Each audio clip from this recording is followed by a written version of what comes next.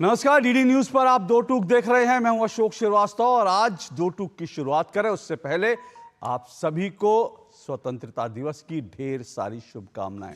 भारत की आज़ादी को 77 वर्ष पूरे हो गए और आज भारत ने अपना 78वां स्वतंत्रता दिवस मनाया और प्रधानमंत्री नरेंद्र मोदी ने लगातार 11वीं बार संसद लाल किले से तिरंगा फहराया और राष्ट्र को संबोधित किया। मुझे याद आ रहा है कि करीब करीब एक साल पहले तक पूरा विपक्ष, कांग्रेस पार्टी हो, समाजवादी पार्टी हो, आम आदमी पार्टी हो, ममता बनर्जी हो, सभी लोग ये भविष्यवाणी कर रहे थे कि नरेंद्र मोदी ने अब जो है तिरंगा लाल किले पे नहीं फहरा पाएंगे क्योंकि उनको जितना फहराना था उन्होंने फहरा लिया, अब वो अपने घर के ऊपर तिरंगा फहराएंगे। ये तमाम बयान समाजवादी पार्टी की तरफ से अखिलेश यादव, मल्लिकार्जुन खड़गे और सौरभ भारद्वाज और ऐसे तमाम नेताओं ने इससे बयान दिए थे। लेकिन जनता सर्वोपरि होती है लोकतंत्र में। जहां संविधान होता है वहां लोकतंत्र होता है और जहां लोकतंत्र होता है वहां जनता सर्वोपरि होती है। और देश की जनता ने एक बार फिर से प्रधानमंत्री नरेंद्र मोदी में भरोसा जताया और आज लगातार 11वीं बार प्रधानमंत्री नरेंद्र मोदी ने लाल किले से झंडा फहराया। हालांकि जो लोग संविधान की बात करते हैं उनको देश की जनता ने तो ठुकरा दिया, लेकिन अब वो बांग्लादेश के मॉडल पर देश में प्रधानमंत्री नरेंद्र मोदी को सत्ता से हटाने के सपने देख रहे हैं। लेकिन ठीक है, लोकतंत्र में सपने देखने का अधिकार तो सभी को है। हां, लोकतंत्र में सत्ता को अलोकतांत्रिक तरीके से गिराने का अधिकार नहीं है। लेकिन बहरहाल ये मेरा आज का विषय नहीं है। आज जो मेरा विषय है वो प्रधानमंत्री नरेंद्र मोदी के भाषण में एक अहम बिंदु जो है उस पर आज हम दो टूक में चर्चा करेंगे। यूं तो प्रधानमंत्री का आज का भाषण उनके पिछले कई भाषणों में शायद सबसे बड़ा भाषण था, सबसे लंबा भाषण था।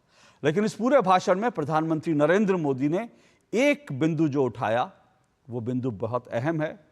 बिंदु जो उठाया, उन्होंने जो मुद्दा उठाया वो मुद्दा पुराना है, लेकिन आज उन्होंने उस मुद्दे को नए तरीके से, नई भाषा शैली में उठाया।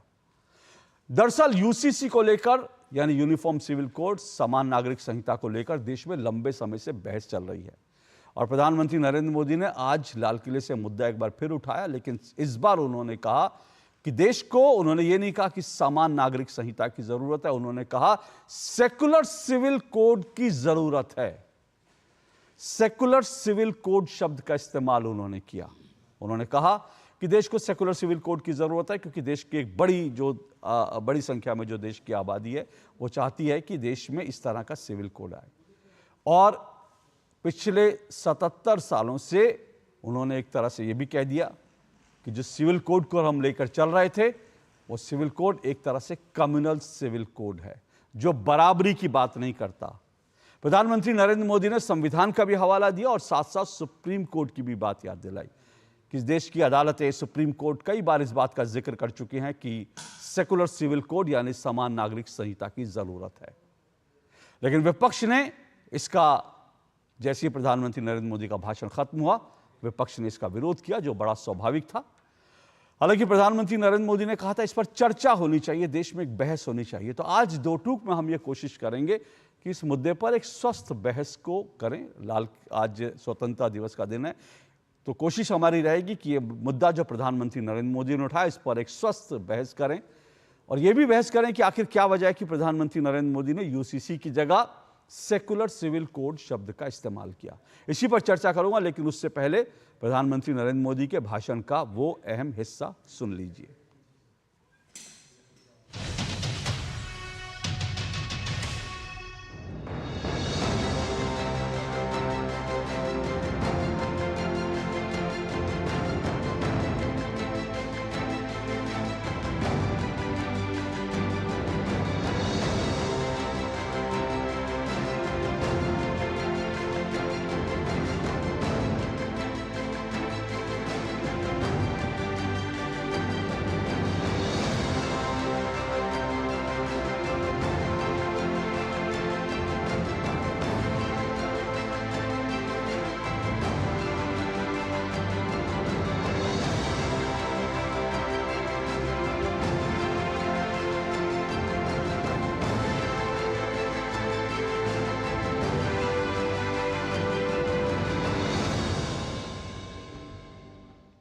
हमारे देश में सुप्रीम कोर्ट ने बार बार यूनिफॉर्म सिविल कोड को लेकर जो चर्चा की है, अनेक बार आदेश दिए हैं, क्योंकि देश का एक बहुत बड़ा वर्ग मानता है और उसमें सच्चाई भी है कि जिस सिविल कोड को हम लेकर के जी रहे हैं वो सिविल कोड सचमुच में तो एक प्रकार का कम्युनल सिविल कोड है, भेदभाव करने वाला सिविल कोड है।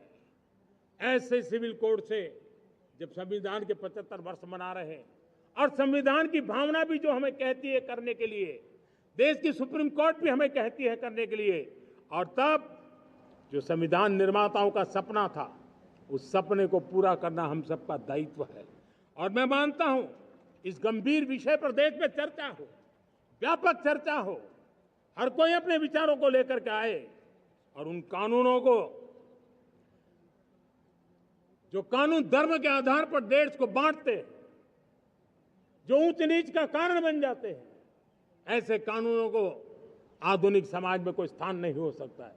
और इसलिए मैं तो कहूंगा अब समय की मांग है कि देश में एक सेकुलर सिविल कोड हो। हमने कम्युनल सिविल कोड में 75 साल बिताए हैं, अब हमें सेक्युलर सिविल कोड की तरफ जाना होगा और तब जाकर के देश में धर्म के आधार पर जो भेदभाव हो रहे हैं, सामान्य नागरिक को जो दूरी महसूस होती है, उससे हमें मुक्ति मिलेगी।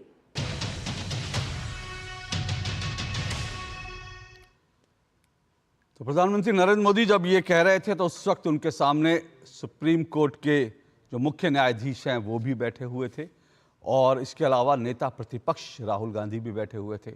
और जब प्रधानमंत्री नरेंद्र मोदी का भाषण खत्म हुआ उसके बाद तुरंत बाद कांग्रेस ने प्रधानमंत्री पर जो है हमला बोल दिया। और कांग्रेस की ओर से ये कहा गया कि ये जो कुछ प्रधानमंत्री ने कहा है दरअसल एक कम्युनल लाइन पर है और ये समाज को बांटने वाली एक पूरी कोशिश है और उसी के तहत प्रधानमंत्री नरेंद्र मोदी ने कहा है।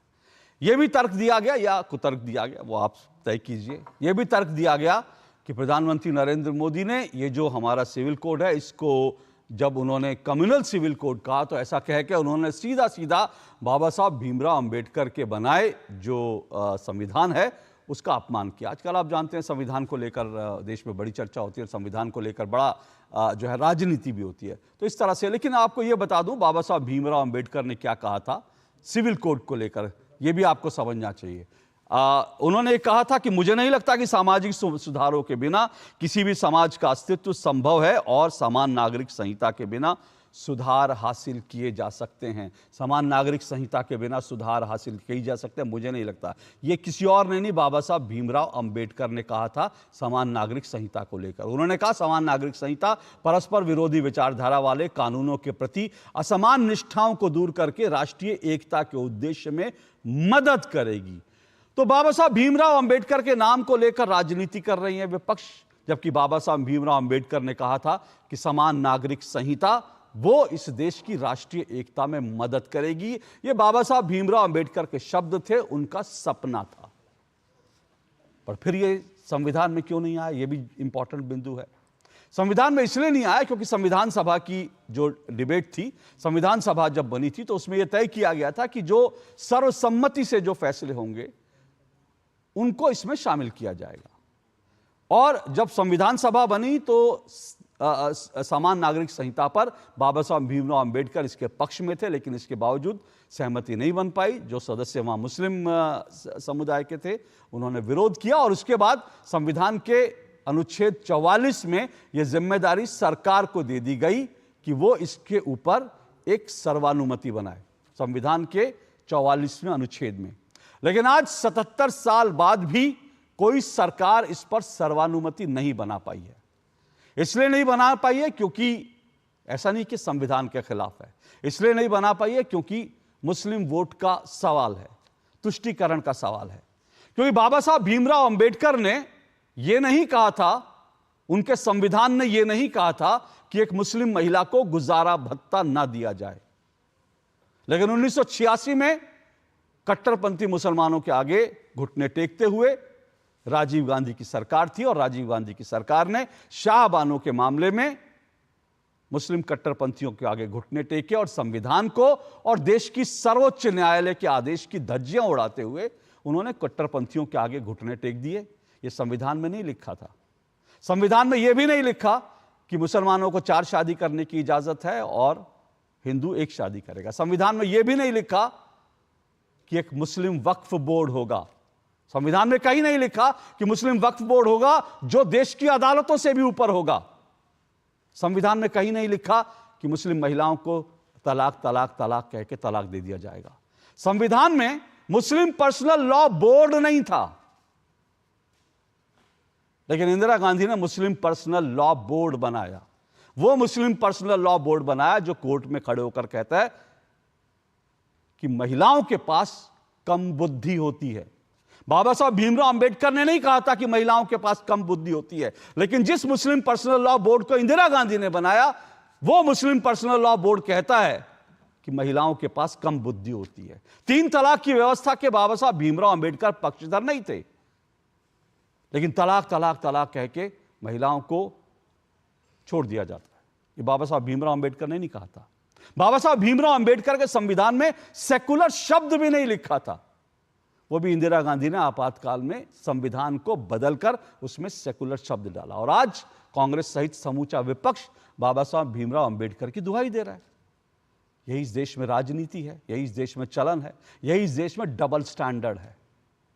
और तो और मजे की बात यह है, आज बाबा साहब भीमराव अंबेडकर का नाम लेकर के प्रधानमंत्री नरेंद्र मोदी पर वो मौलाना भी हमला कर रहे थे जो मौलाना कल तक कह रहे थे कि भारत माता की जय बोलना सांप्रदायिक है, हम भारत माता की जय नहीं बोलेंगे। बच्चों से भारत माता की जय कहलवाना, 15 अगस्त पे स्वतंत्रता दिवस पर छोटे छोटे स्कूली बच्चों से भारत माता की जय कहलवाना इस्लाम के खिलाफ है। वो मौलाना भी आज बाबा साहब भीमराव अंबेडकर का नाम लेकर प्रधानमंत्री नरेंद्र मोदी पर हमला कर रहे थे। गजब राजनीति देश में चल रही है।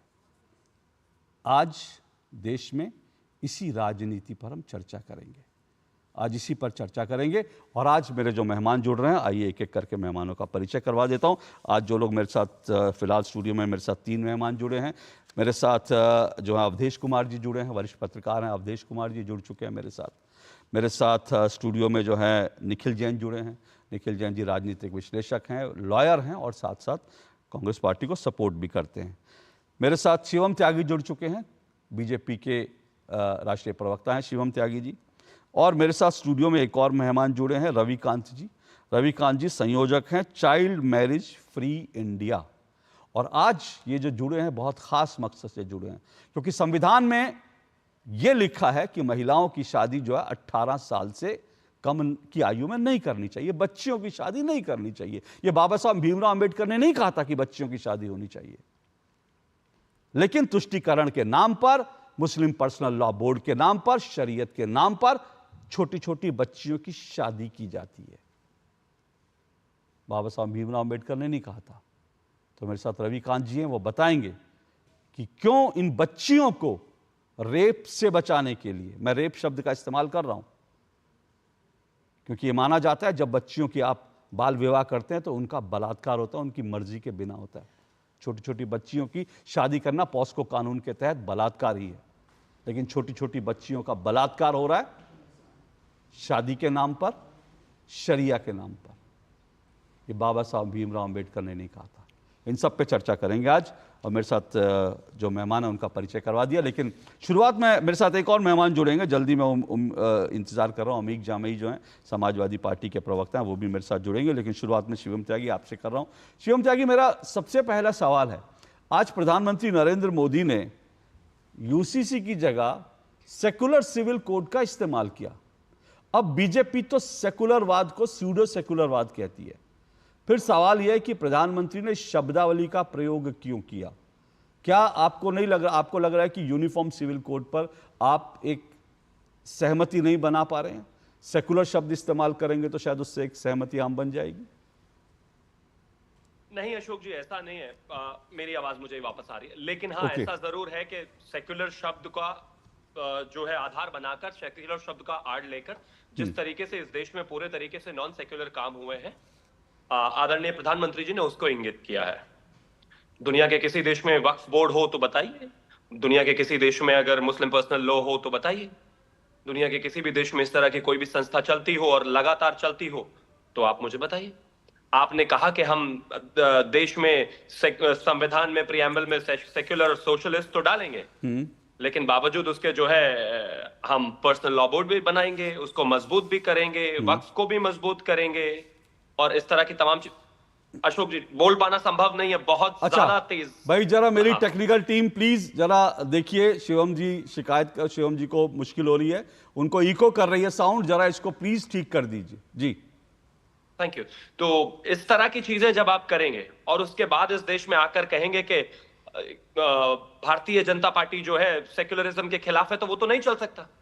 इस देश में अगर सेक्युलरिज्म के खिलाफ सबसे बड़ा कोई एग्जाम्पल था तो वो कश्मीर था।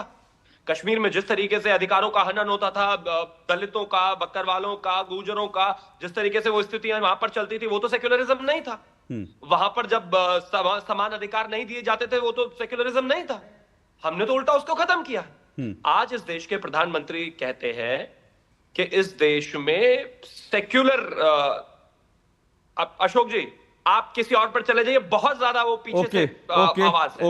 ओके ठीक है शिवम जी, मैं ठीक करवा के आता हूं। मैं फिर मेरे पैनल से, मेरी टेक्निकल टीम से अनुरोध है, शिवम जी की साउंड तुरंत ठीक कीजिए, क्योंकि उसके बिना उनको बोलने तक में तकलीफ आवाज जी। I can hear you loud and clear, anchor को I can hear loud and clear. मैं शिवम जी आता हूं, मैं शिवम जी आता हूं आपके पास। पूरी तरीके से उनकी बेहद निखिल जैन, तो जो बात शिवम त्यागी ने कही, मतलब बेसिक एक बात यह है कि जो ऐसा लग रहा है कि प्रधानमंत्री नरेंद्र मोदी ने जो देश में छद्म सेकुलरवाद है, स्यूडो सेकुलरिज्म है, उसको एक्सपोज करने के लिए इस शब्द का इस्तेमाल किया।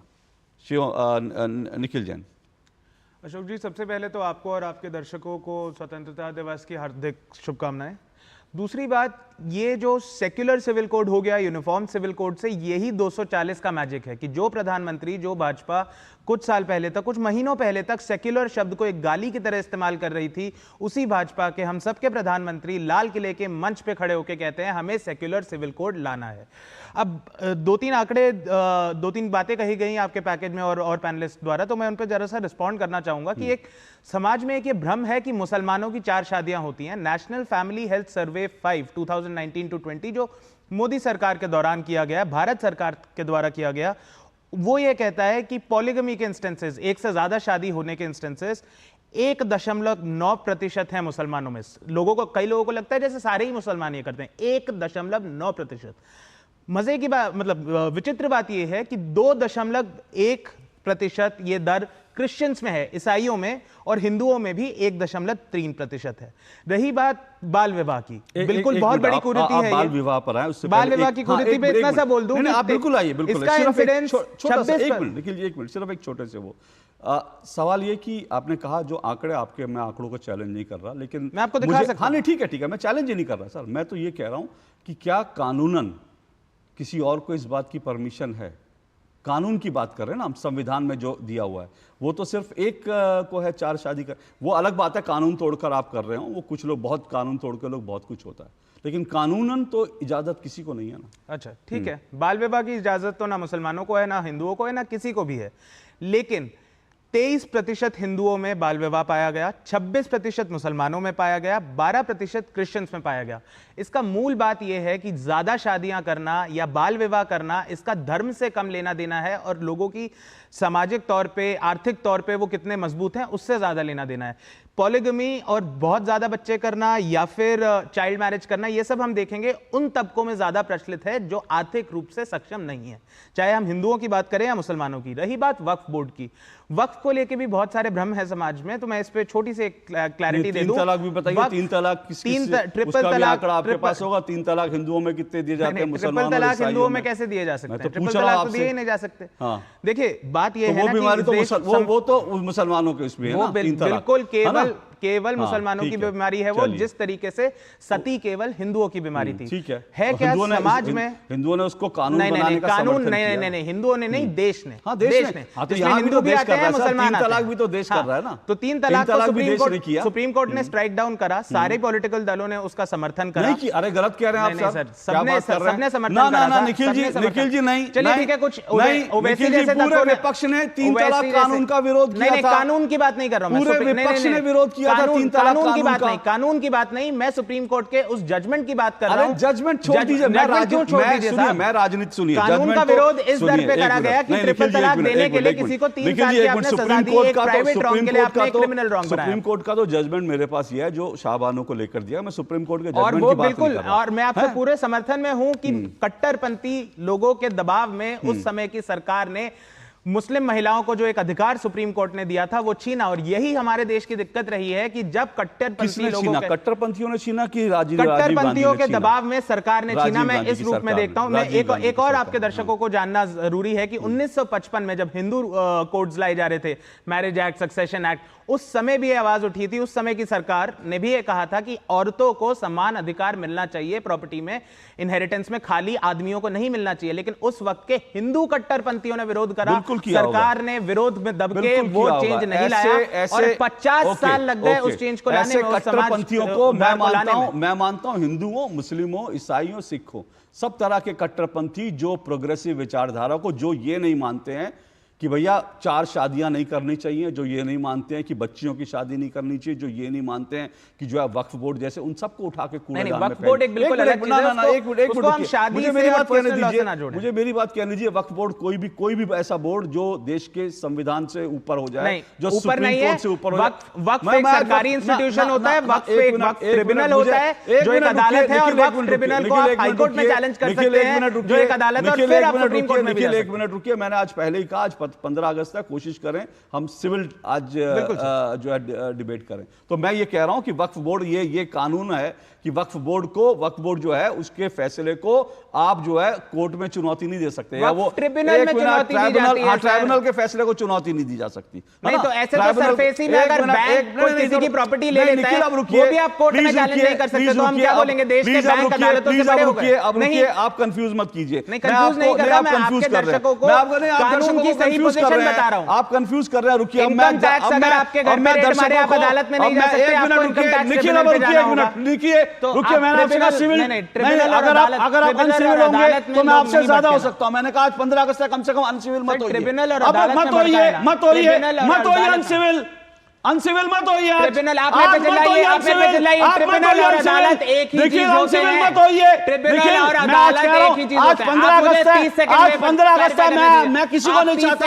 निखिल, 15 अगस्त आज मैं कोई, निखिल, मैं बदतमीजी नहीं करना चाहता।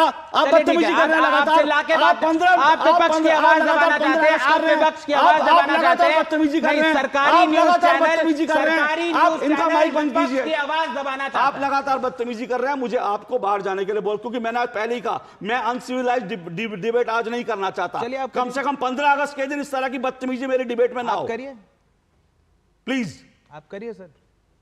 मैंने पहले ही कहा कम से कम आज के दिन हम लोग इस तरह की बदतमीज डिबेट ना करें। और बदतमीजी कोई करेगा, मुझे भी आती है, लेकिन मैं नहीं चाहता कि कम से कम आज स्वतंत्रता दिवस का दिन है, आज हम इस तरह की चीज करें। वक्फ बोर्ड पे देश में एक अलग तरह की डिबेट चल रही है, और वक्फ बोर्ड को जितनी ताकत मिली है इस देश में किसी बोर्ड को उतनी ताकत नहीं है, ये सब जानते हैं। और वक्फ बोर्ड संविधान का हिस्सा नहीं है। बाबा साहब भीमराव अंबेडकर ने वक्फ बोर्ड नहीं बनाया था।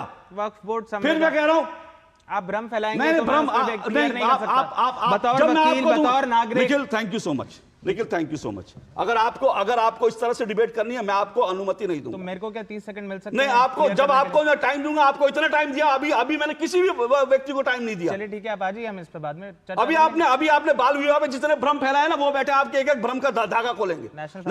लेकिन उन्होंने बोला नहीं। वो उनके पास आपसे ज्यादा तथ्य हैं, उन्होंने बोला नहीं, क्योंकि वो बदतमीजी नहीं कर रहे थे। आप बदतमीजी मत कीजिए प्लीज। 15 अगस्त पे कम से कम इस तरह की चीज मैं नहीं चाहता था, लेकिन अगर आप करेंगे तो फिर मुझे भी करना पड़ेगा। शिवम त्यागी, आप रिस्पॉन्ड कीजिए, फिर मैं बाकी मेहमानों के पास आऊंगा। तो ये जस्टिफिकेशन बड़ी कमाल की है। कहते हैं कि वक्त का जो मामला है वही उसी तरीके से। शिवम त्यागी की आवाज दीजिए शिवम त्यागी की। क्या प्रॉब्लम क्या है? आप अशोक जी, मेरी आवाज आ रही है आपको? म्यूट भी नहीं है। क्या कर रहे हैं आप लोग? शिवम त्यागी की आवाज दीजिए।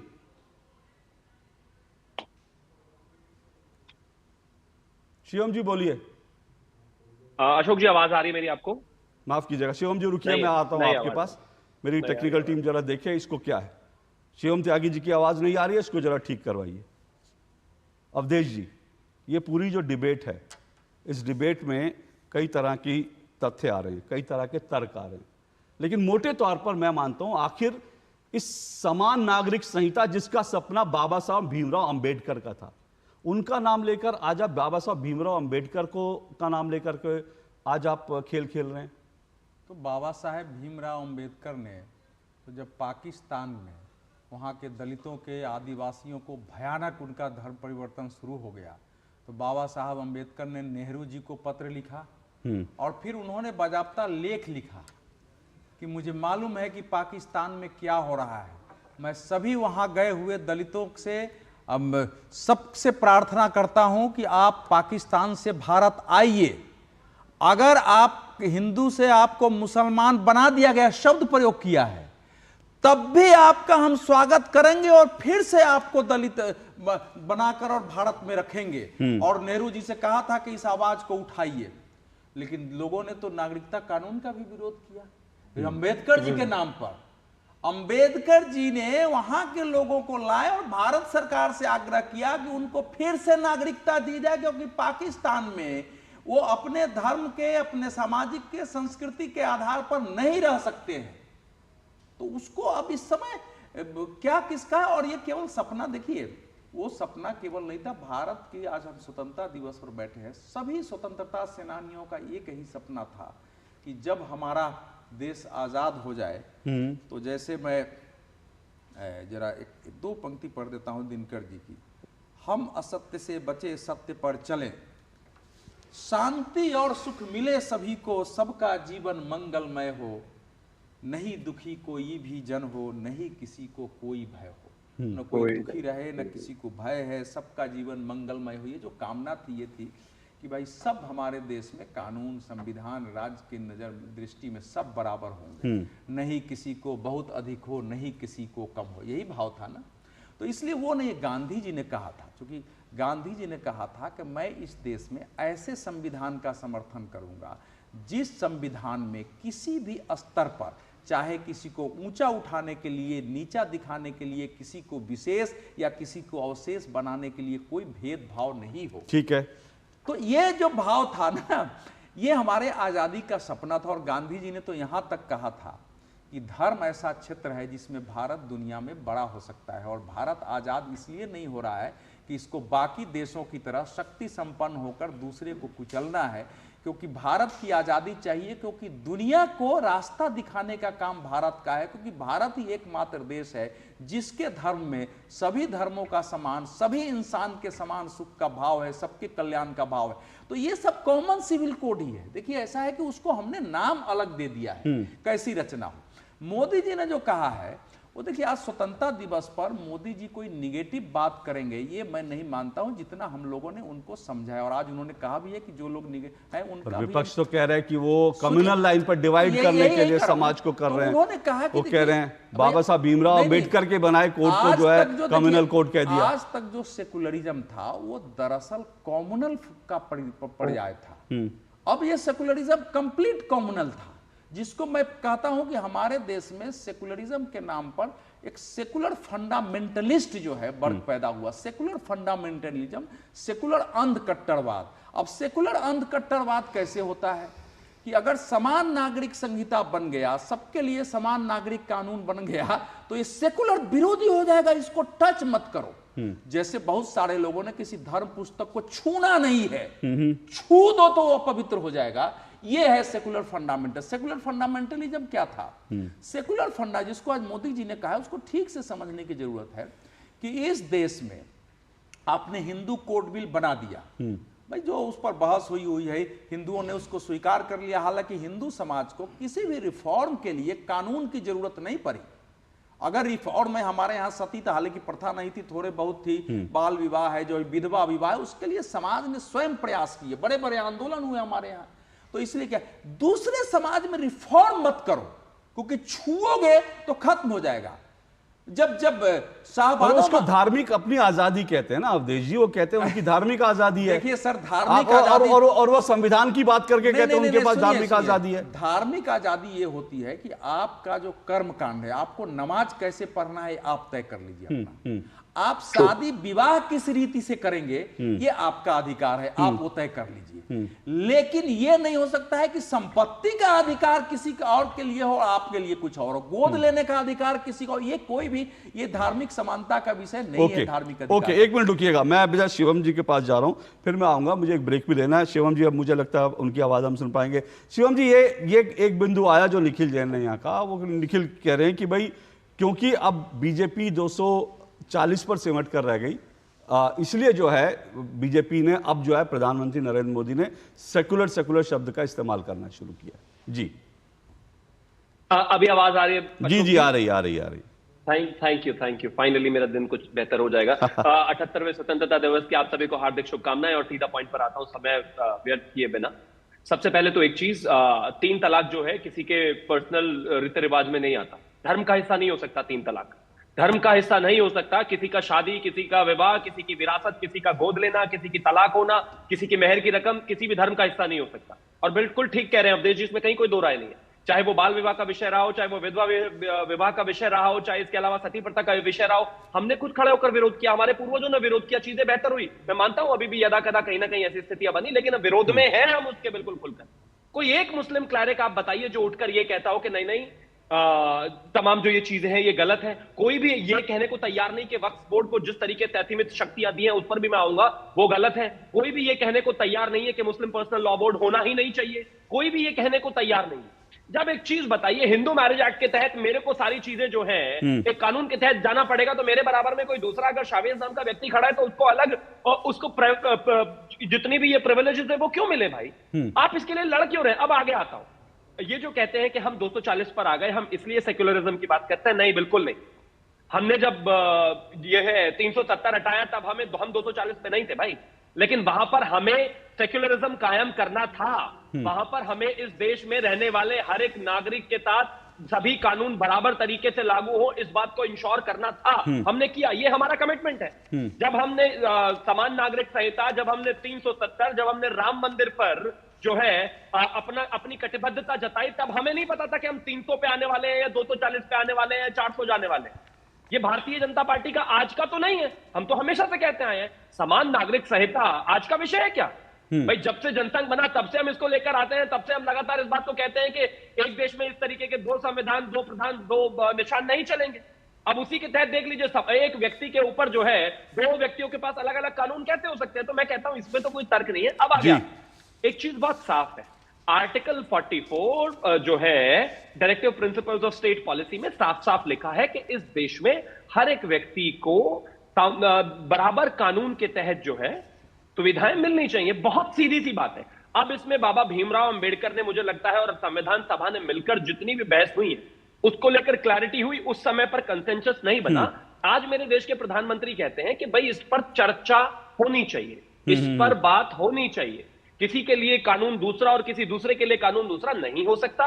कोई कुछ भी कहे, हमें इस बात से फर्क नहीं पड़ता कि हम 240 हैं, 340 हैं या 440 हैं। इस देश में आदरणीय प्रधानमंत्री जी को इस देश में समाज सुधारक के तौर पर भी जाना जाएगा।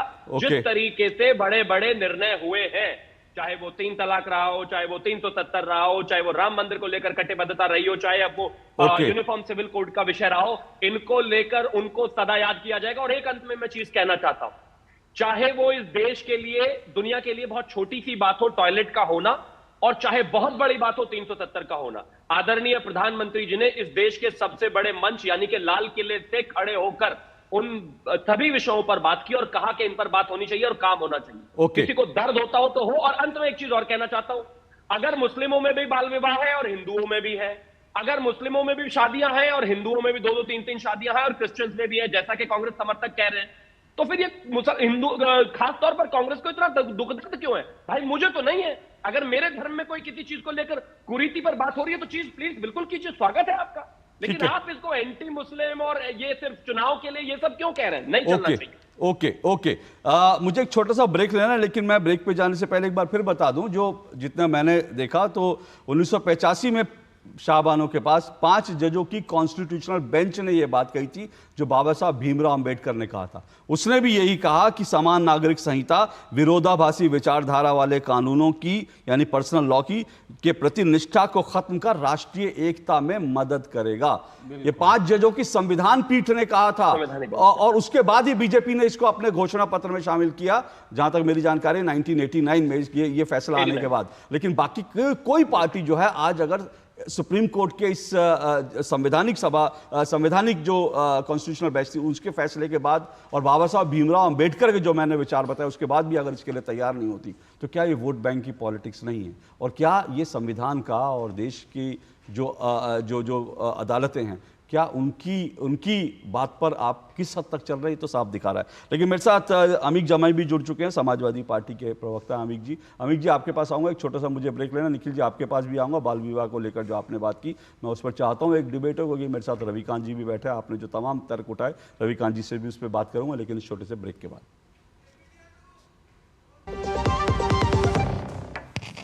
बोलिए ना। जय भारत जय भारत जय भारत जय जय भारत। आसमान पे हम छाएंगे, जो करना है कर जाएंगे, रोक सको तो रोक के देखो अब ना रोके जाएंगे। जय भारत जय भारत जय भारत जय जय भारत। सोने की चिड़िया था अपना भारत हमको ज्ञात है, फिर ऐसे ही भारत का निर्माण करो तो बात है। देश बड़ा है हर मजहब से, युवा शक्ति का नारा है, विकसित भारत हो अपना अब ये संकल्प हमारा है। अपने हर संकल्प को हमको सिद्धि तक ले जाना है, इस दुनिया में भारत की सभ्यता का परचम लहराना है। जिस मिट्टी पे जन्मे हैं हम उसका कर्ज चुकाना है, हर भारतवासी को अपना अपना फर्ज निभाना है। अग्नि जैसा ताप हो जिसमें अग्निवीर बन जाता है, और वायु की गति से चलता तो तेजस कहलाता है। भगत सिंह या वीर शिवाजी या सुभाष हो बलिदानी, हो पटेल अब्दुल हमीद सब ही थे हिंदुस्तानी। मातृभूमि पर मिटने वाले एक नहीं कई लाख हैं। जय भारत जय भारत जय भारत जय जय भारत। फिर होगा भारत अखंड, तुम कदम बढ़ाओ नहीं रुको, सीमा पर जो आंख दिखाए आंख दिखाकर बात करो। साहस तेरा हो अपार ऊंची परवास हिमालय से, गर्जन भारत माँ का हो जो शंख बजे देवालय से। माँ की कोख का मान बढ़ाना वीरों हिंदुस्तान के। वंदे मातरम वंदे मातरम। जय भारत। अरे क्या हो गया, पूरा का पूरा गांव यहाँ आ गया। भैया इसी हाथ से चारा खिलाते हो, तभी तो आपके गाय भैंसों की ब्याज सबसे ज्यादा है। पगले ये चमत्कार इस हाथ का नहीं, हाथ में जो कपिला पशु आहार है उसका है, जो पशुओं की सेहत अच्छी रखता है और ब्याज भी बढ़ाता है। कपिला देश का नंबर 1 पशु आहार। बात जब पीढ़ियों के लिए बनने वाले घर की हो तो जिम्मेदारी बड़ी हो जाती है। गैलेंट समझता है ये जिम्मेदारी। अब डबल एम रिब्स के साथ गैलेंट एडवांस TMT रीबार, निर्माण का रियल हीरो। सुरक्षा की गारंटी हर चीज में जरूरी है, चाहे वो मुश्किल स्टंट हो या अच्छी फसल। इसलिए ले आइए IIL के ट्रैक्टर ब्रांड का शिनबार, जो देता है सुंडी और ट्रिप से सुरक्षा की गारंटी। भाई मैंने भी इस बार SIP करके म्यूचुअल फंड में पैसे डाले, तो मुझे ये जानना था कि KYC का चक्कर क्या है। म्यूचुअल फंड सही है .com या अपने म्यूचुअल फंड की वेबसाइट पे जाओ, पैन नंबर डालो और सिर्फ इतना देखो कि तुम्हारा KYC स्टेटस रजिस्टर्ड है या वैलिडेटेड। रजिस्टर्ड हो तो आधार और पैन कार्ड के साथ अपना KYC वैलिडेट करो, जरूरी है और ज्यादा वक्त भी नहीं लगता। और वैलिडेटेड हो तो सही है। सही है। म्यूचुअल फंड निवेश बाजार जोखिमों के अधीन है। योजना से जुड़े सभी दस्तावेजों को ध्यान से पढ़ें। देख क्या सबेरे तो पढ़ रहा से कति नॉन स्टॉप, इनकी तो बातें चले जा से कति नॉन स्टॉप। माँ और उसी बात पे नॉन स्टॉप बोलने लगी। माँ ने फोन पे राशन कार्ड बनवा लिया, आयुष्मान कार्ड बनवा लिया, हमारा डोमिसाइल बनवा लिया, दादी की पेंशन आ जाती है घर बैठे, हमारा हैप्पी कार्ड बनवा दिए घर बैठे। नॉन स्टॉप बढ़िया काम। ले तू भी करने लग गया नॉन स्टॉप। अभी तो कहते हैं हमारा हरियाणा नॉन स्टॉप हरियाणा। नीमा जेन तिगुना ताकतवर व्यापक स्पेक्ट्रम कीटनाशक है जो फसलों को खाने और चबाने वाले सभी कीटों का सफाया कर फसलों की उपज में वृद्धि करता है। नीमा जेन को मक्का, सोयाबीन, धान, गन्ना, कपास, दालों और फलों और सब्जियों की फसलों में इस्तेमाल किया जा सकता है। नीमा जेन आपका विश्वसनीय साथी, आज ही लाएं। हर घर तिरंगा और देश के विकास में भागीदार बनते हुए आइए मिलकर एक मजबूत भारत की ओर यात्रा जारी रखें। आपके सपनों, आपकी आकांक्षाओं और आपके भविष्य की रक्षा करते हुए न्यू इंडिया एश्योरेंस की ओर से आप सभी को स्वतंत्रता दिवस की हार्दिक शुभकामनाएं। New India assurance, India's premier multinational general insurance company. चलिए, दो टूक आप देख रहे हैं। दो टूक में हम चर्चा कर रहे हैं, क्या देश मांगे आज़ादी, कम्युनल सिविल कोड से आज़ादी। इसी पर चर्चा कर रहे हैं क्योंकि प्रधानमंत्री नरेंद्र मोदी ने आज लाल किले से कहा कि देश को एक सेकुलर सिविल कोड की ज़रूरत है। हमने इस पर भी चर्चा की, ये सेकुलर शब्द जो है क्यों आज प्रधानमंत्री नरेंद्र मोदी ने इस्तेमाल किया और इसको लेकर, सिविल कोड को लेकर जो देश में लगातार बहस चल रही है, और आज प्रधानमंत्री नरेंद्र मोदी ने भी कहा इस पर देश में चर्चा होनी चाहिए। तो फिर इस चर्चा को आगे बढ़ाते हुए 5 मेहमान मेरे साथ जुड़े हुए हैं। शिवम त्यागी बीजेपी से, अमित जामई जुड़े हुए हैं समाजवादी पार्टी से, अवधेश कुमार जी हैं वरिष्ठ पत्रकार हैं, निखिल जैन है मेरे साथ राजनीतिक विश्लेषक है, कांग्रेस पार्टी के समर्थक हैं, रविकांत जी हैं मेरे साथ संयोजक है चाइल्ड मैरिज फ्री इंडिया के। अमित जामई, आपकी टिप्पणी ले लूँ, फिर मैं रविकांत जी के पास आता हूँ। अल्टीमेटली जो है आज प्रधानमंत्री ने एक सेकुलर सिविल कोड की जरूरत पर जोर दिया है, क्या इससे आपको आपत्ति है? देखिए अशोक जी, सबसे पहली बात तो ये कि 2014 से लेकर 2024 में जब ये इनके सारे आर्थिक मोर्चों पर, रोजगार के मोर्चों पर, विदेश नीति के मोर्चों पर भारत को बुरी तरीके से नरेंद्र मोदी ने फेल कर दिया है। इस देश में चाहे वो छात्रों की भविष्य का सवाल हो या नौकरियों का सवाल हो, नीट जैसे प्रेस्टिजियस एग्जामिनेशन का देश में फेल हो जाने का सवाल हो, तो इन सवालों पर पूरा ध्यान कैसे देश का निपटाया जाए। 14 से लेकर 24 तक तो लग रहा है कि समाजवादी पार्टी ने इनको रोक रखा था कि आप सिविल कोड। जी, मेरा एक रिक्वेस्ट है आपसे, क्योंकि आप थोड़ा देर से भी जुड़े हैं, मेरा एक रिक्वेस्ट है आपसे, हम लोग अगर इस विषय पे जुड़ी, क्योंकि आज देखिए 15 अगस्त है, मैं चाहता हूं आज हम लोग जो विषय है, विषय के आपकी आपत्तियां विषय को लेकर जितनी होंगी मैं उसको पर्याप्त समय दूंगा। तो हम थोड़ा सा अगर विषय को लेकर ही अपनी बात आगे बढ़ाएं तो मुझे लगता है वो ज्यादा बेहतर होगा, क्योंकि हम डिबेट के आधे समय में आ चुके हैं, मेरे पास कम समय है। मैं आपसे परमिशन चाहूंगा कि आज आजादी के दिवस पे मुझे भी आजादी से बोलने दिया जाए। नहीं, बिल्कुल आपको आजादी से बोलने दूंगा। मैंने सिर्फ इतना रिक्वेस्ट किया। नहीं, सुनिए, आप देर से जुड़े ना, आधा घंटा हो चुका, फिर मैं आपके तर्क को आगे नहीं बढ़ा पाऊंगा, मेरे पास समय कम है, इसलिए तो आप बोलिए, मुझे कोई आपत्ति नहीं है। मेरा ये कहना है कि जिस हुकूमत को, जिस प्रधानमंत्री को, जिस भारतीय जनता पार्टी को सेकुलर शब्द से शदीद नफरत, सुबह शाम भारतीय जनता पार्टी के लोग सेकुलर शब्द को गाली देते हो, आज प्रधानमंत्री जो है पूरे देश को सेकुलर सिविल कोड की बात कर रहे हैं। देखिए, कॉमन सिविल कोड या एक समान नागरिक संहिता हमारे देश के लिए एक बहुत ही भविष्य का, एक बहुत ही प्रोग्रेसिव आइडिया था।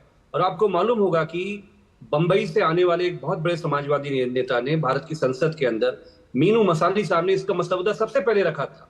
डॉक्टर राम मनोहर लोहिया जी ने इस पर बात करी, लेकिन उनका यह कहना था कि ये लोक रजामंदी से किया जाए। कोई भी हुकूमत किसी भी धर्म पे, किसी भी जाति पे, किसी भी आदिवासी समाज पे कानून थोपने का काम ये राज्य का नहीं होगा। कुरीतियां तो देखिए अशोक जी बहुत लंबा विषय है, हर जगह पर, हर समाज में है, और मुस्लिम समाज में भी अलग अलग किस्म के प्रोग्रेसिव लड़ाइयां चल रही हैं। महिलाओं का एक आंदोलन चल रहा है, इन सारी खराबियों के वो महिलाओं को तय कर देते हैं, वो उसके लिए लड़ेंगे। लेकिन मेरा आपसे सिर्फ इतना ही कहना है कि जो प्रधानमंत्री सेकुलर शब्द से शदीद नफरत करता हो, वो कैसे सेकुलर शब्द, सेकुलर सिविल कोड लाने की बात कर रहा है, वो मुझे समझ में नहीं आया। दूसरी बात यह है कि जो प्रधानमंत्री को आज इस देश से अपने इन 14 और 24 के बीच के वादों की बात करनी चाहिए थी, नीट पे बात करनी चाहिए थी, संविधान के असंख्य हमारे जो क्रांतिकारी थे उनके सपनों की बात करनी चाहिए थी, किसानों की बात करनी चाहिए थी। कोई बात प्रधानमंत्री ने नहीं करी सिवाय इसके कि कैसे विपक्ष को गाली गलौज किया जाए। प्रधानमंत्री की बातों से बदबू आती है। कि उसको हिम्मत नहीं है कि वो किसानों की बात करे, युवाओं की बात करे, छात्रों की बात करे, भविष्य की बात करे कि भारत कहां जाएगा। अशोक जी, आपको पता है चीन ने, पाकिस्तान ने, बांग्लादेश में हमको घेर लिया है। एक आखिरी देश बचा हुआ जो हमारा पड़ोस में है। हम अपनी नीतियों में फेल हो रहे हैं और प्रधानमंत्री को गाली देने से, कब कांग्रेस को गाली देंगे, कब समाजवादी पार्टी को गाली देंगे, देश किससे नहीं चलेगा।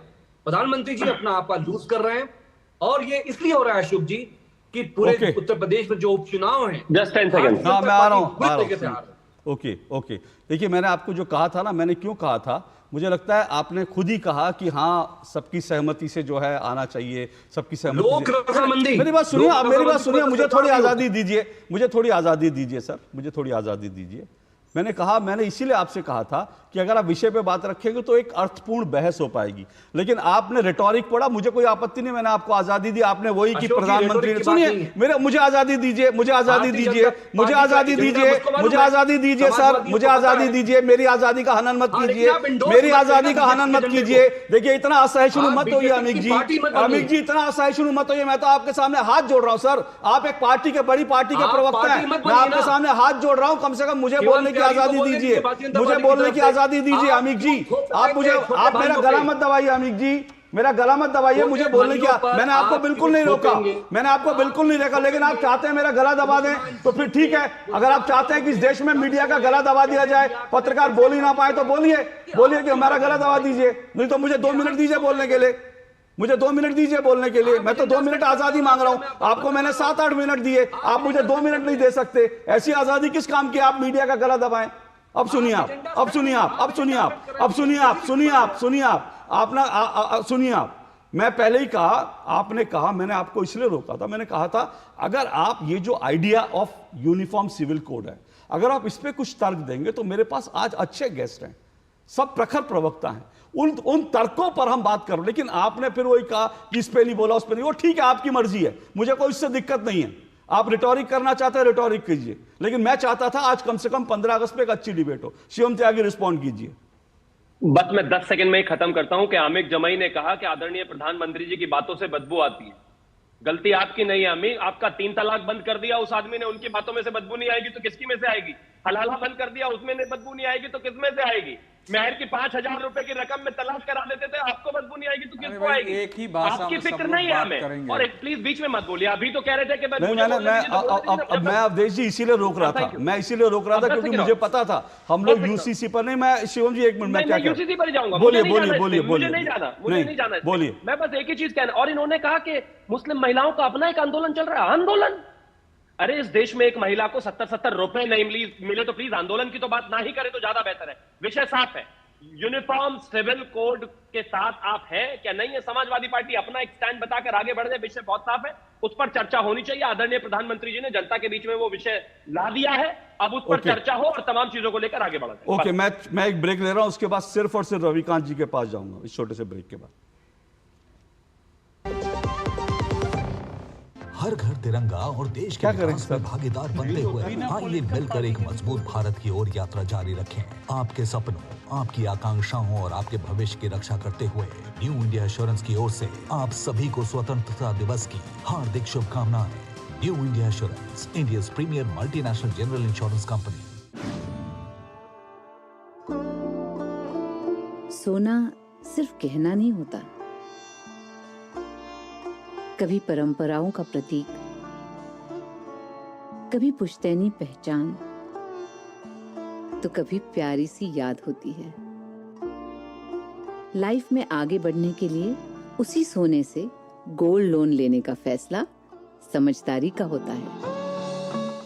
मुथूट फाइनेंस ये बात समझते हैं, इसीलिए वो ईमानदारी, सच्चाई और आपके विश्वास को सबसे बढ़कर मानते हैं। दूसरा कोई करे या ना करे, मुथूट फाइनेंस ने सदियों से इस भरोसे को कायम रखा है और हमेशा रखेंगे। मुथूट फाइनेंस, सदियों का भरोसा हमेशा के लिए। इंडिया का number 1 most trusted financial services brand.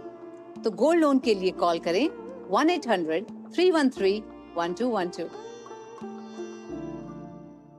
बात जब पीढ़ियों के लिए बनने वाले घर की हो तो जिम्मेदारी बड़ी हो जाती है। गैलेंट समझता है ये जिम्मेदारी। अब डबल एम रिब्स के साथ गैलेंट एडवांस TMT रीबार, निर्माण का रियल हीरो।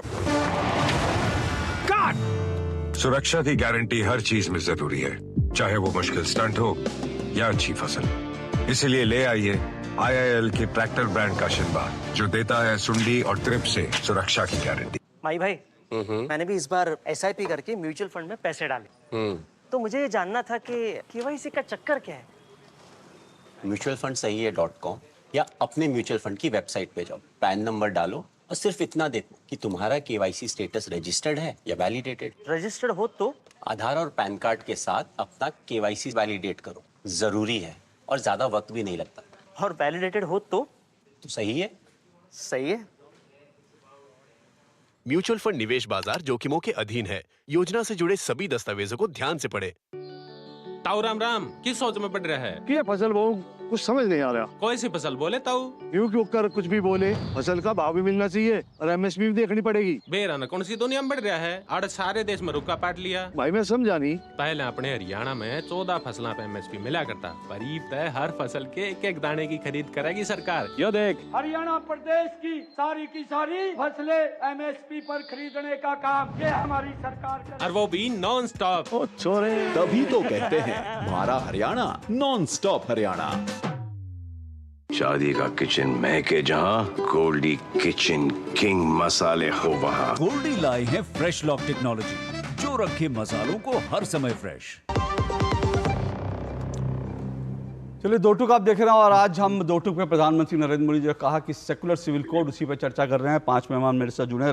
रविकांत जी के पास आ रहा हूँ, संयोजक हैं चाइल्ड मैरिज फ्री इंडिया का। और अभी निखिल जी ने चाइल्ड मैरिज कहा कि चाइल्ड मैरिज हर जगह हो रही है, और रविकांत जी ये बात तो सही है, चाइल्ड मैरिज हिंदुओं में भी होती है, बाकी सब में। तो क्या सिविल कोड से, कॉमन सिविल कोड से क्या चाइल्ड मैरिज जैसी कुरीति से निपटने में मदद मिलेगी? देखिए, सबसे पहले तो मैं ये बोलना चाहूँगा कि माननीय प्रधानमंत्री जी ने आज महिलाओं की सुरक्षा, बच्चों की सुरक्षा और साथ में सिविल कोड की जो बात की है, ये बहुत ही अच्छी बात हुई है, जो कि समाज में बहुत ही अच्छी एक मैसेज जाती है। जब हम बाल विवाह की बात पर आते हैं, हम लोग जब बाल विवाह की बात पे आते हैं, तो लगातार देखा जा रहा है कि कई सारे हाई कोर्ट्स में मामले लंबित हैं, जिसमें कई सारे हाई कोर्ट्स ने कन्फ्लिक्टिंग मैसेजेस दिया है। 2018 में सुप्रीम कोर्ट ने यह कहा था कि बाल विवाह मतलब कि चाइल्ड रेप, बाल विवाह मतलब कि बच्चों की बलात्कार।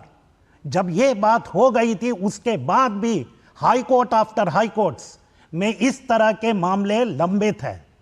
मुद्दा यह नहीं है कि इस धर्म में होता है, उस धर्म में होता है। मुद्दा है कि कानून में समानता चाहिए। कानून में जब तक समानता नहीं होगी, समाज में कंफ्यूजिंग मैसेजेस जाते हैं। और यह लगातार छोटे छोटे बच्चों का, छोटी छोटी लड़कियों का जो इस तरह से शादी होती है, उसमें आप देखेंगे कि उनकी मोर्टालिटी, उनके शिक्षा, उनके हर चीज, हर बेसिक ह्यूमन राइट्स और डिग्निटी की हनन होती है। और यह बात मैं एकदम नहीं मानता हूं कि आम सहमति से कानून बदलने की जरूरत है। यह बात सही है कि होना चाहिए, पर बच्चों और महिलाओं की जहां तक सुरक्षा की बात आती है, छोटी छोटी लड़कियों को बलात्कार से बचाने की जब बात आती है, तो उसमें सहमति नहीं। कानून को एक सख्त रवैया होना चाहिए, और जब तक कानून इसमें सख्त रवैया नहीं करता है, समाज में कंफ्यूजिंग मैसेज जाता है। इसीलिए ये यूनिफॉर्म सिविल कोड मैं क्लैरिफाई करना चाहता हूं, एक मिनट आता हूं, एक चीज क्लैरिफाई करना चाहता हूं। आपने कहा कि सुप्रीम कोर्ट के कहने के बावजूद कि चाइल्ड मैरिज जो है वो रेप के समान है, उसके बावजूद हाई कोर्ट से कॉन्फ्लिक्टिंग वो आते हैं। क्यों आते हैं, मैं इस बात को समझना चाहता हूं। क्योंकि लोग जा करके ये बोलते हैं वहां पर कि प्यूबर्टी में ये शादी का जो सैंक्शन है इस्लाम में, उसके बाद पर ये बात आ जाती है। जबकि there are several judgments of Supreme Court and High Courts which has said that कि 2006 की जो PCMA है, prevention of child marriage act है, वो प्रिवेल करेगा इन सारे चीजों पर फिर भी चूंकि यूनिफॉर्म सिविल कोड नहीं है, चूंकि महिलाओं और बच्चों को लेकर के ये बातें नहीं हैं, इसलिए ये लगातार कंफ्यूजिंग मैसेजेस आते हैं। इससे समाज में कंफ्लिक्टिंग मैसेजेस जाती है, जिससे कानून का इंप्लीमेंटेशन करने में बहुत दिक्कत होता है। और ये लड़ाई, अशोक जी, ये लड़ाई हम लोग 400 जिलों में भारत के बाल विवाह मुक्त भारत के तहत में ये लड़ रहे हैं, और हर जगह हम लोगों ने देखा है कि इस तरह की बातें आ रही हैं। जब असम गवर्नमेंट ने एक बहुत ही सख्त रवैया अपनाया, आप देखेंगे कि अभी एक रीसेंट स्टडी आई थी ICP की, जिसमें यह कहा गया कि अचानक ये जो लॉ इंप्लीमेंट किया गया तुरंत एकदम बाल विवाह रुकी है। तो strong law is the solution. और हम बच्चों के ऊपर में, महिलाओं के ऊपर में कोई आम सहमति की जरूरी नहीं है, कानून सख्त होनी चाहिए। निखिल जी 30 सेकंड, उसके बाद एक मैं आपको 30 सेकंड दूंगा, मैं बिल्कुल ओवरशूट कर रहा हूं, लेकिन 30 सेकंड निखिल जी, 30 सेकंड उसके बाद अवधेश जी 30 सेकंड जी।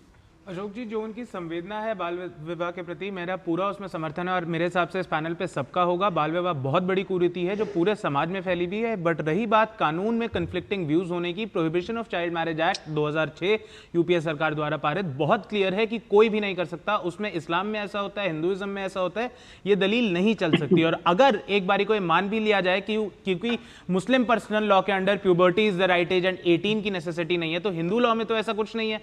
बावजूद उसके हिंदू उसमें क्यों चाइल्ड मैरिज देखा जाए? अमित जामिक 30 सेकंड जल्दी से। देखिए जो लोग आसाराम बापू की तस्वीरें अपने घर में लगाते हो, शिवम त्यागी जी हो या हमारे देश के प्रधानमंत्री जी, उनको महिलाओं की हिफाजत में बात करने का कोई अधिकार नहीं।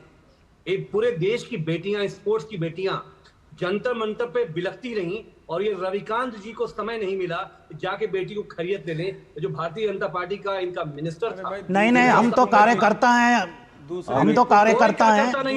अमित जामाई जी मेरे पास समय नहीं है, नहीं तो कन्नौज पे भी बात करते और इस पे भी बात करते। वो मुईद खान जो है वो किस किस के साथ घूमता था, अयोध्या पे भी बात करते। तो आसाराम छोड़ दीजिए, मुईद खान पे फिलहाल चिंता कीजिए, मुईद खान की बात कीजिए और उन बेटियों की बात कीजिए, उन बेटियों की बात कीजिए जिनका चरित्र हनन करने का प्रयास आपके प्रवक्ता करते हैं। बलात्कार की उन पीड़ित महिलाओं की बात कीजिए जिनका चरित्र हनन आपके नेता करते हैं कि आधी रात को वहां नौकरी करने क्यों गई थी, उसका तो सबसे अफेयर है जी। पहले उन नेताओं को देख लीजिए, बाद में बताइएगा किसकी तस्वीर कहां लगी है। जल्दी से अवधेश जी आखिरी शब्द आपके। देखिए, जो अमित जमाई कह रहे हैं, आधी बात बोलते हैं। डॉक्टर राम मनोहर लोहिया जब चुनाव लड़ रहे थे तो उनके लोगों ने, उन्होंने लिखा, उनकी जीवनी में लिखा हुआ, जल्दी मेरे पास समय कम है, उनके लोगों ने कहा कि आप कॉमन सिविल कोड की बात मत करिए, मुसलमान वोट कट जाएगा। सुनिए, उन्होंने कहा कि मैं करूंगा चाहे हार जाऊं। तो ये तो आधी अधूरी बात है। मैं देखिए, ऐसा है कि आज आजादी का दिन है, हम लोगों का आपस में हमने बहुत लड़ा है, लेकिन मैं तो राम प्रसाद बिस्मिल की जो कविता है, मैं कहता हूं जी याद करते हुए कि कैसे उस समय के दीवाने वो जो गा रहे हैं कि हे मातृभूमि। सर मेरे पास समय बिल्कुल खत्म हो गया, मेरे प्रोड्यूसर कह रहे हैं चलिए आज के लिए इतना ही, आपसे फिर मुलाकात होगी। नमस्कार।